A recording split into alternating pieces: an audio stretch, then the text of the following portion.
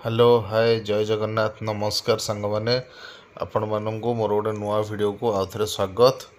तो बहुत दिन पर आसिक पहुँची पखाड़ दिवस ये आपण मैंने देखिपे पखाड़ दिवस प्रस्तुति चली।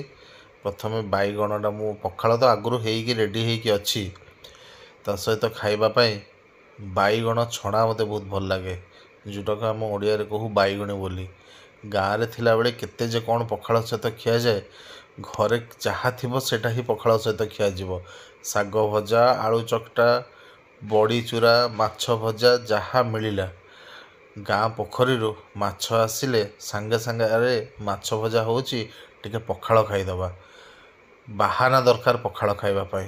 किंतु वर्तमान आमे जीवन में एत व्यस्त रही जाऊँ कार्य व्यस्त मध्य तेणु पखाड़ खाइबा को गोटे समय मिलूना घर को आसले राति से रुटी खाइबा आउ खरा बेले को होटेल कैंटीन में खिया होची को नहले टिफिन घर नहीं रुटी भजा टिफिन रे खाऊचे। तेणु आज मु भाविली पखाड़ दिवस पालन करवा। तो मत बैगण छणा बहुत भल लगे जोटा कि आम ओडिया घरे बैगणी बोली कहू। ये मु गैस लगे देली तापर तेल कड़े बसैकी बैगण को मोर छणा हम गोटे गोटे बैगण को बुड़े छाणिली आ भल कर आप बेसनटा को गोलई थे स्वाद अनुसार लुण पकेबे बहुत भल लगे बैगणटा। आपण मैंने किए बैगणी खाई कमेंट कहे पिलादिने तो समस्ते निश्चिंत माँ ठार खाई बैगणी घरे यहाँ बहुत सुंदर भाव में माँ मैंने तैयारी कर दियंती मते मध्य बहुत भल लगे। मो पिलादिने थिला बेले घरे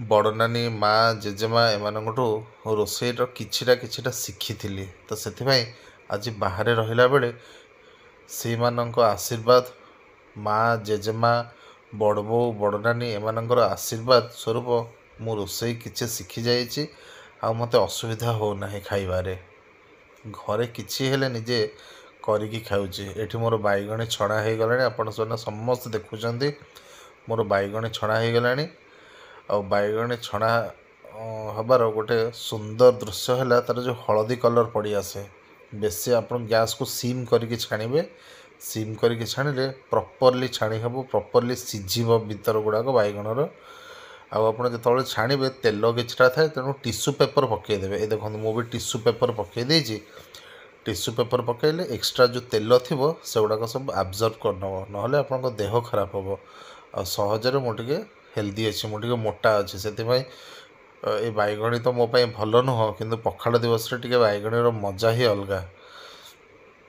तेणु बैगणी मोर ये छणा हो गला आपण मैंने देखिपे बैगणी पूरा छणा हो गला तापर एबे चलला खिया हम मु 2-3 थर बैगणी छाणिली 6-7टा बैगणी छाणीदेली तापर जीवी एबे खाइबापी।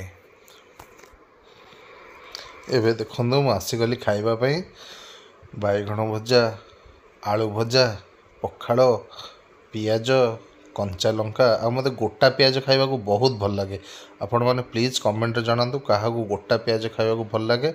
आपण माने मध्य पखाड़ खातु निरोग रुहतु सतेज रुहतु आउ सदा सर्वदा खरा दिन पखाड़ खातु। पखाड़ खाइले आम देह बहुत हाइड्रेट होगी रहे देह को बहुत एनर्जी मिले। जो मैंने कहते पखाड़ खाईगले मोटा हमें से नुह ना एक्सरसाइज न करवा द्वारा काम न करवा द्वारा आम समस्ते मोटा हो जाऊ।